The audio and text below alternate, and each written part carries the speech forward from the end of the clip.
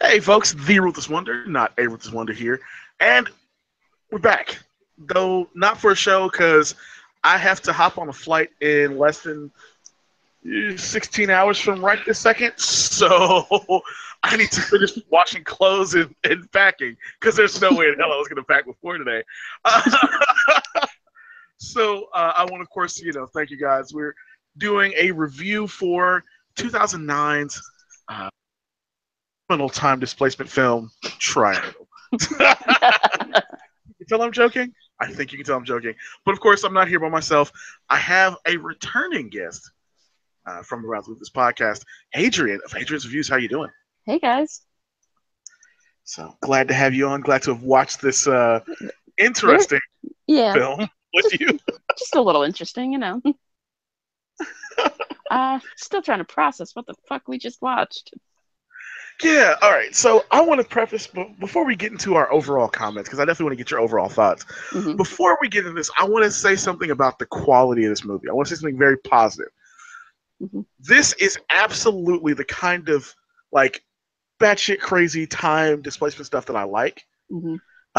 In the same way we were watching, I watched Primer with my buddy Cliff. Shout out to Geek Street Radio. He's over there as Dealer Horse.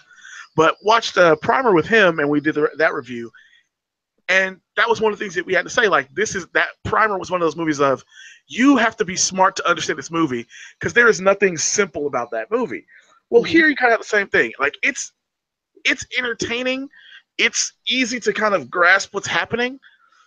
And the quality is good, but this is not a smart time displacement movie.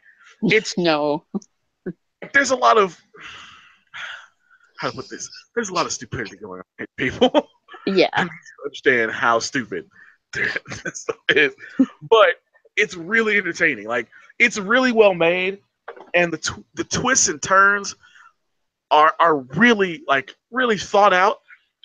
It suffers from something that I didn't expect to have happen.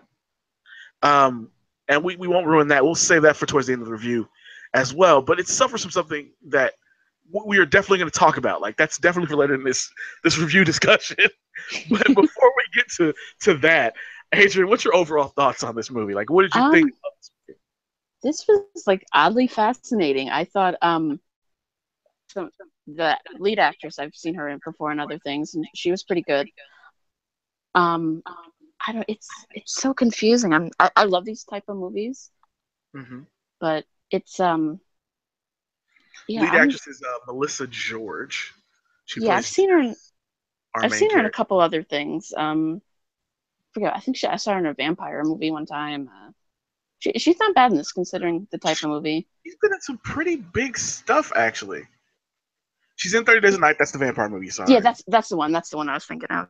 Yeah. But she's been in two films that I far and away outpaced this as far as stuff that you guaranteed have seen her in. She's in Mulholland Drive. Oh. She's Camilla in Mulholland Drive. Okay. And then she's May in Dark City. So she's been in some actually fairly big films. Mm-hmm. She's in Down with Love, which is hilarious. I got to find out who she is in Down with Love because I don't remember her character. Okay.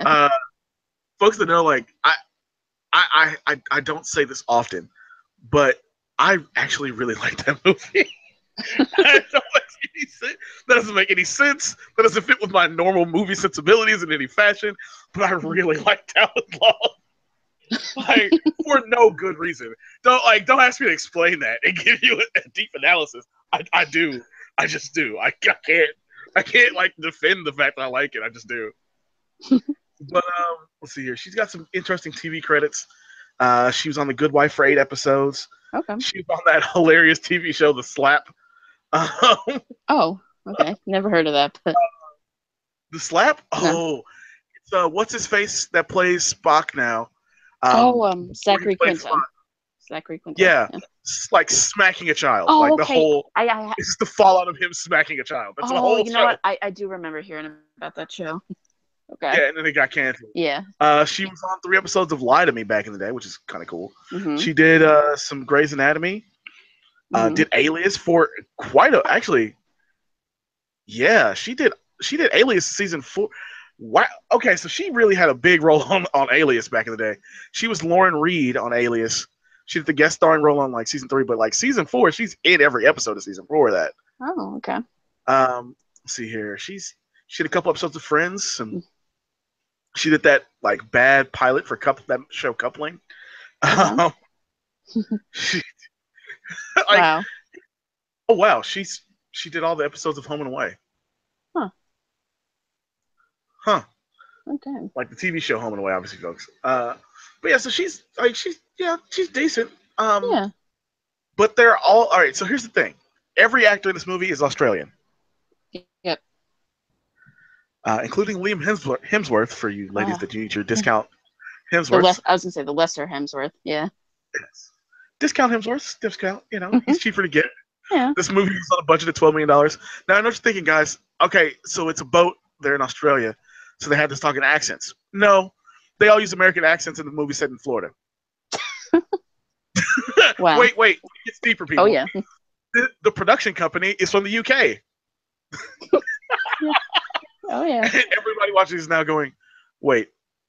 So a UK company made a bunch of Australians talk like Americans for a movie set in Florida? I don't understand. Huh? Listen, folks. Like, let that go. There's so much more to get to. Mm-hmm. But just a real quick plot summary. You get a lady. She shows up on a dock to go on a yachting trip where you've already met the other yachting characters. One of which is an overbearing dick. One of which is the captain. One is the husband of the overbearing dick. One's the friend, and the friend is dead very fast. That's not even a spoiler. Like, no. They were like, yeah, we don't need her. Bye! See you, Heather. And then once they get out to sea, they're yachting. It's wonderful. Then all of a sudden the wind dies. A storm comes in. That's what kills off the friend that they brought along. And then it starts getting like wacky and ridiculous with the time travel. So, of course, we call the series the Time Displacement series, not the Time Travel series, particularly because of stuff like this. Primer also has this. It's not actual time travel. It's a loop. Everything's occurring in a constant loop. So time is displaced over the course of the film, and that's what's happening here. The loops, we go through, what do we end up counting? 5 loops? I think so. Just about. It's so hard to keep 4 or track. 5 loops. Yeah, the 4 or 5 loops. You only follow Melissa George, Jess's character, through these loops. Even though you get hints throughout the movie that other people are aware of the loops. Well, I shouldn't say it throughout the movie. And there's a certain point in the movie where another character seems to hint that he already knows about the looping she's going through.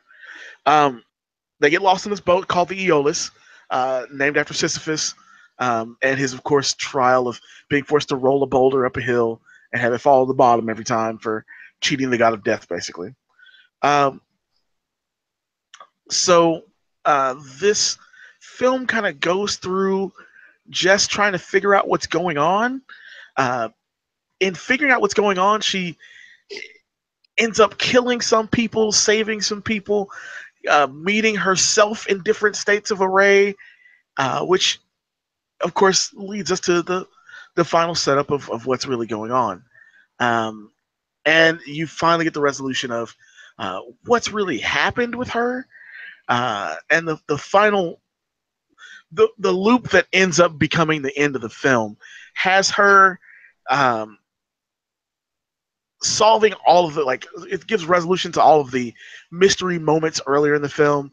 I actually really don't want to, like, unlike Primer, which even if we tell you the entire ending, it doesn't matter. Unlike Bound, which you're never going to watch and you shouldn't watch, so we didn't care about spoiling. I don't want to spoil this film because I think it really is a good movie. It's just, it's a small movie, and yeah, like, it's fast. It's an hour and 35 minutes, but like another 10 minutes worth of credits on either side, so it became an hour and 40 minutes. But it's a 90-minute movie. Honestly, you'll be done with it real fast. But she kind of resolves all of the mystery moments and then ends up in what she thinks is the finale of the film, and you then get to decide whether what you see happening after a certain point is the end or if it's something else entirely. We have our theories, and even me telling you that doesn't tell you what actually happens. But I will say you get some resolution. Like I would say we got resolution. Adrianne, what do you think? Oh yeah, definitely. We got some resolution. Nothing satisfying in a No. very good way. No.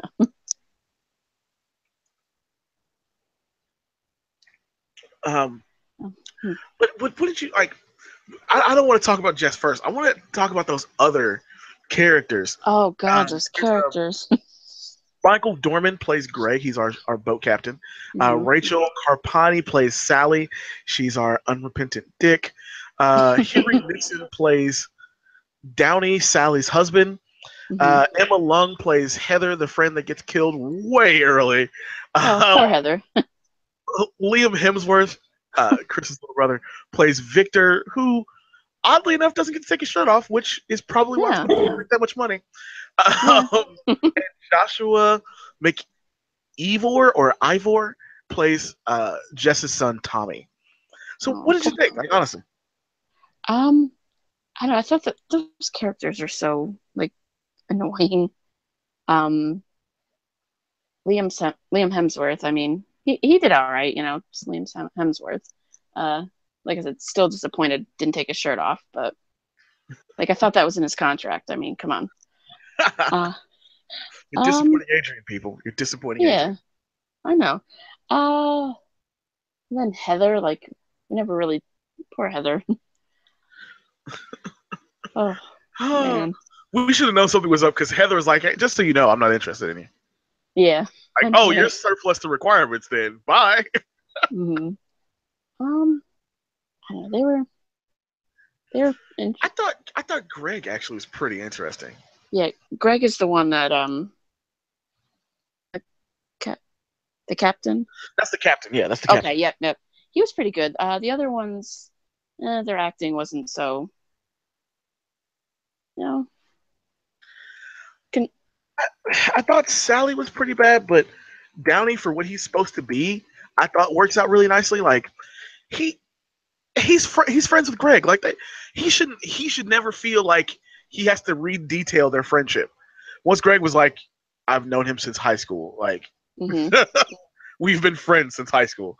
Like that's how the high school friends of mine that I still hang out with. That's how we don't have to talk about like, oh man, you remember that time we did? You know, we just chill and do stuff. Like yeah, exactly. Like I would have, you know, like I was like, I get Downey. He's like, all right, listen, I can't tell my wife to leave you alone because she's constantly going to try and hook you up with somebody, but like I'm gonna try and keep her off you. Like I promise. Oh, yeah. But when they get on, like the opening scenes really kind of set a nice tone for the loops because the loops really they move fast. Oh yeah. The thing I noticed the most, like that, from the time we get to through that first loop to that third one, that was a very fast transition. It was. It seemed like it almost. Okay, well, actually, I can't. I know. It's like I'm trying to say it without saying the problem I have with this movie. Because okay, was there any other good things that you wanted to point out? Let's get all your good stuff. Let's point them out. Well, considering the budget and everything, I thought it looked fine. You know, compared to other movies I've seen of this type. It moves at a good pace. It was only an hour and a half. The effects were fine.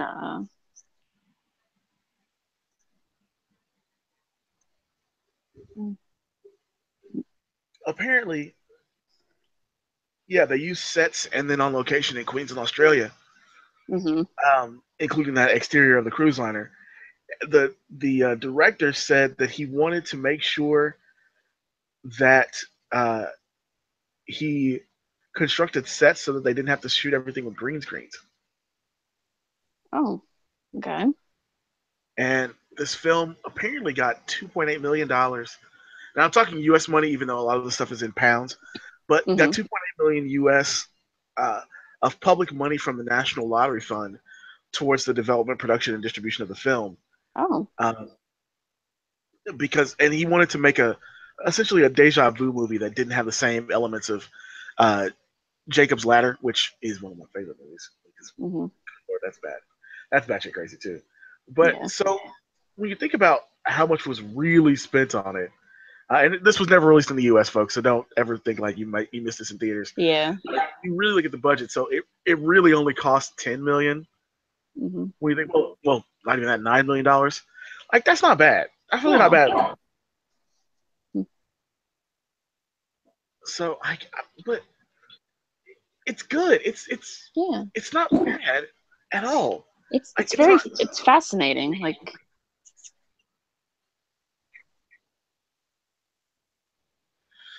yeah, it is fascinating. It's kind of smart. Even though my biggest problem is somebody that's very stupid. Oh, this is like one of the stupidest characters in a movie I've ever seen, and I've seen a lot of movies in my time. Yeah, we both have. All right, so listen, folks. There's not going to be like major spoilers here, but we're about to talk about the main character, and there's no way to like jump around it. So consider this a spoiler warning.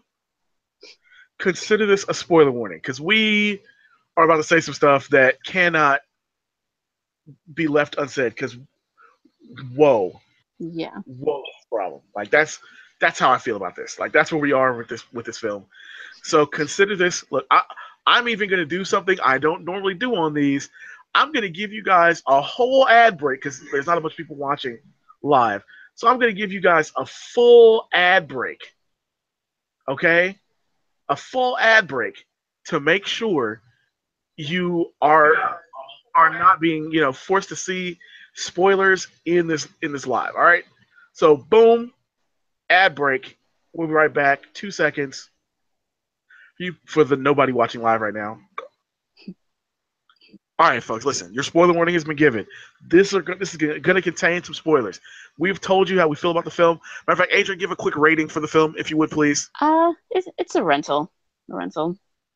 See, and it's a good rental. Yeah, hop on rental. Hop on Netflix, get it that way. I would say the same thing. It's a good.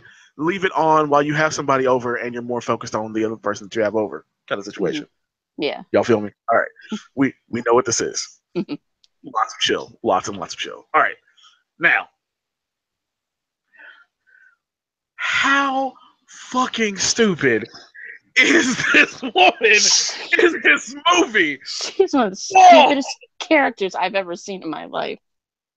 Listen, people, I love everything that happens in this movie. I am over the moon about what happens in this movie. But she is so stupid it drug my rating down. Like if she was not so stupid and the same stuff happened, I would be like saying like, you know what? You should buy this movie on Blu-ray because this is something to show people. Yeah. Do not do that. No. Because she's an idiot. So Jess gets the ocean liner, and it appears deserted, except for there's fresh food, which they never explain, in the dining room. Like they've never explained this food. This food is not explained in not in the credits, not at the beginning. Nothing about this movie explains why there is fresh and freshly cooked food sitting in like the dining room area of this boat. So they get on the boat, and you're kind of like you find Jess's keys, leading everybody to believe Heather's alive. They find blood on the mirror that says "Go to the theater." They do all this stuff, and then suddenly, bang! Gunshot rings out. Greg's dead. Vic tries to kill Jess. I'm like, oh man, what the hell's going on? And then like the shooter tries to this person in a mask with some coveralls on tries to kill Jess after it's killed everybody else. Then you find out, no, that was Jess. So you immediately know Jess is the person who is stuck on the boat when they first arrive. But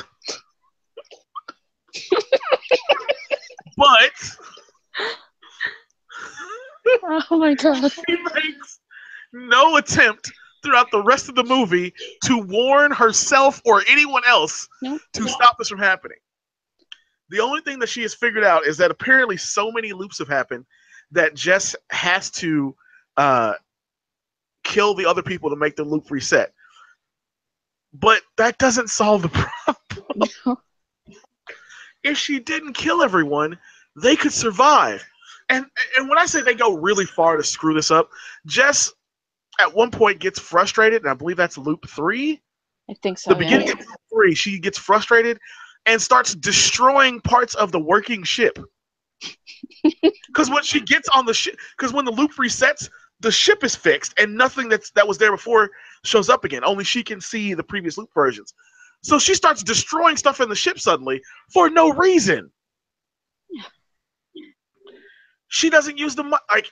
Sally at one point survives long enough to be shot by Jess and helped by the Jess we've been following, and in doing so, she goes to the switchboard for the radio and tries to radio for help to the Coast Guard and to anyone who's listening.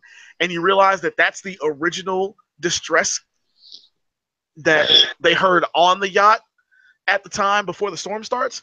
So you have that moment. You're like, oh well, Jess clearly is going to go to the radio and do that instead and keep him from coming to the boat. Nope. She doesn't. And you're like, okay, well, that's really stupid. I know what you're thinking, like, Matt, that's really stupid. Like, yes, it's really stupid. But that's not the end of her stupidity. Oh, no. She never tells it. She never stops anything from happening. Adrianne, the fight with Liam Hemsworth. Oh, God. Like, how many times did we see that fight? And you're going like, so she could stop this right now by walking upstairs. Oh, my God. Like, just talk to somebody. My God, you dumb bitch. I just talked to you. Like, how'd you get up here so fast? I'm not the real me. I'm a different me. Yes, I'm also a different her too. If you do this, we can stop this whole problem from happening. Exactly. My God. And then there's so, but we figure. Here's how we figured out there's 5 loops. Okay. So there's a loop where she goes on the boat. They're trapped. Everyone dies. Mm-hmm. There's a loop where she goes on the boat.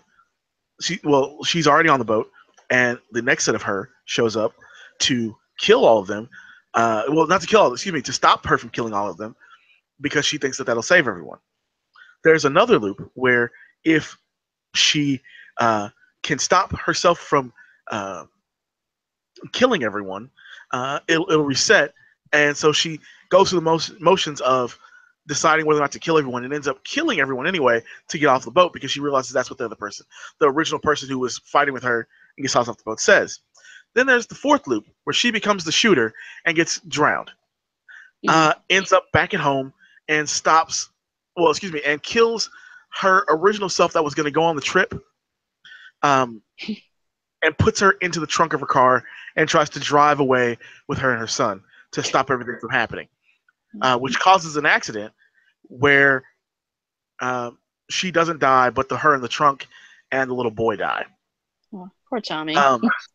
Poor Tommy. Poor Tom. Tommy shows up for like 3 minutes total of this movie, 1 at the beginning and 2 at the end, and he's just screwed in all situations. So there's that, and then she goes to get back on the boat. The thing is, when they reveal that her in the is dead, not the her that was driving the car is dead, they show the blood on the face that is also a 4th loop version of her. So there is a 5th loop where the abusive her is not killed, but the car accident her survives with all the blood and everything and ends up on the boat anyway.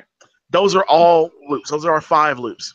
Yep. There may be more loops, but as far as the movie show, there's only 5 loops because they still didn't explain the food. They don't explain why there's no loop where Heather survives. Mm-hmm. Like, none of that happens. Wow. She's oh my goodness. Yeah. There's a point where she's literally sees herself by herself, which would be the perfect time to be like, hey, listen, I need you to calm down. I know you're looking at yourself right now, but you need to understand this. This is a bunch of time loops, and I can save us all by doing this. You're going to come with me, the two of us, and the third me that's hidden around the boat right now. We're going to get everyone together and get them all off the boat, and then the three of us are going to stop this thing from happening. Like there were multiple points where I'm going, if I were in this situation, I would have stopped this from happening a number of ways. Granted, one of those ways is dark. If I kill myself, I can't be there for the loops, so this never happens. True. But there are a ton of non-suicide ways to stop this problem, and she does none of them. Nope.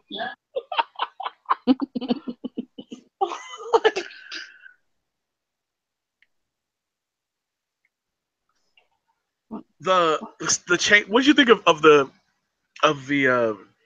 finish though? Because the final loop that we learned about seemed to be very weird. Like, did it seem like that taxi driver knew what was going on? Yeah, it seems like he was in on the loop, or I'm not sure. I feel like this is actually really his loop. Like he really is Sisyphus. It could be. And he's like, "Listen, I'm sorry, but you're gonna keep going through this. You should have never answered that distress signal. Now you're stuck in my loop. My bad." Wow. But it was. Tonight's tobacco is a very delicious vanilla Cavendish. Vanilla black Cavendish, excuse me. Tasty, earthy notes, a nice, full-bodied smoke. Delicious. but yeah, the doubles and like the doubles and the dead seagulls. Like when you see all of the different pieces that clearly show you what's going on, like she turns into a psychopath at the end there because after killing everybody, washing up on the shore and going home, don't get me wrong, like the finding out that she's an abusive mom was like, all right, well, fuck this bitch. Like she deserves to die. Exactly. Screw her. But like to like stomp off to the shed to get the hammer and then just go fucking ham on herself inside the fucking thing, like whoa. Yeah. There's something about that just didn't work. No. But I to kind of wrap this up, I don't want to go too long on this. This was actually a really good movie. Yeah, it was fun. Watch. It just had some weird, man. It had some weirdness. Yeah, it did. It's like the reason this movie doesn't work is because they don't have logical solutions. Like she just defies logic. Oh yeah. Because the first loop, all right, the first time she goes to the loop, I get it. Stuff is happening to her. She has no idea what's going on, and she ends up in the situation. The second time, she's going through it, and she kind of knows what's going on. Cool, no problem. The third time, though, she could have stopped everything. Literally everything. And the fourth loop, obviously, she could have stopped everything. And she just chooses to go with the psychotic option of murder everybody? Like, tell me if I'm wrong here. Like, did that feel like it made any sense? Because I know that the one that gets tossed overboard says, hey, if you fall overboard, the only way to stop the loop is to kill everyone, and that's how you get home. But is that really? I don't know. Like, did it?